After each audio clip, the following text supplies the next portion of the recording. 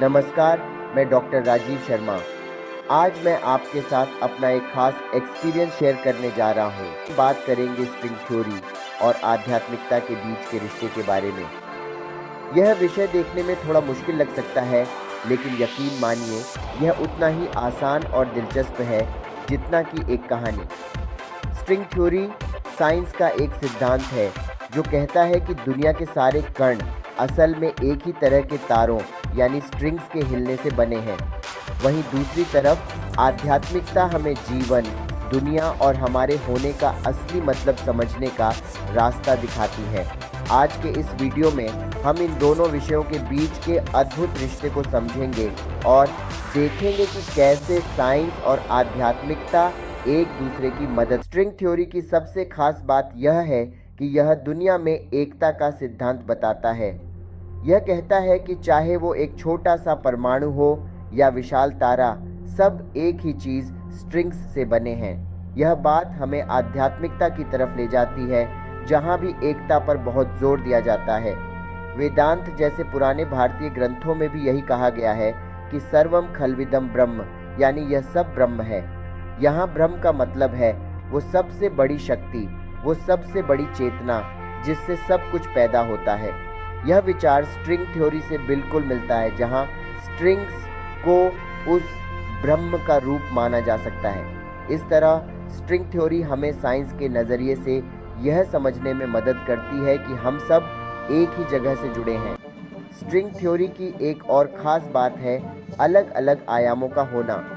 यह सिद्धांत कहता है कि हमारी दुनिया सिर्फ 3 आयामों लंबाई, चौड़ाई, ऊंचाई तक सीमित नहीं है, बल्कि इसमें और भी कई आयाम हो सकते हैं जिन्हें हम अभी तक समझ नहीं पाए हैं। यह बात भी आध्यात्मिकता में अलग अलग लोकों या होने के स्तरों के रूप में दिखाई देती है।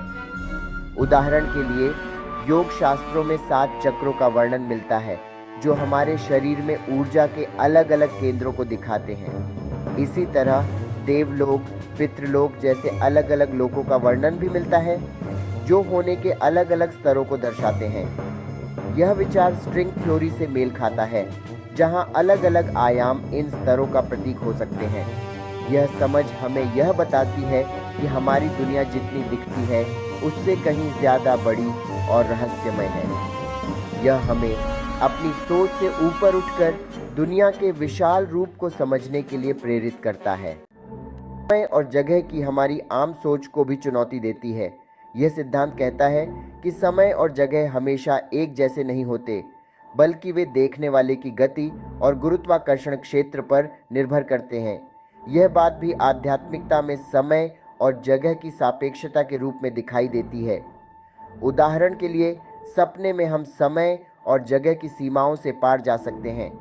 इसी तरह ध्यान की गहरी अवस्थाओं में भी हम समय और जगह की सीमाओं से मुक्त हो जाते हैं।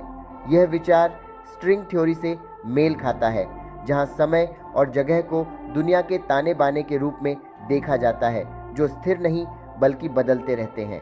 यह समझ हमें यह बताती है कि समय और जगह की हमारी धारणा सीमित है और असलियत इससे कहीं ज़्यादा बड़ी और रहस्यमय है। यह हमें समय और जगह की सीमाओं से ऊपर उठकर अनंत चेतना का अनुभव करने के लिए प्रेरित करता है। यह समझ हमें यह बताती है कि साइंस और आध्यात्मिकता 2 अलग अलग चीज़ें नहीं हैं, बल्कि वे एक ही सिक्के के 2 पहलू हैं।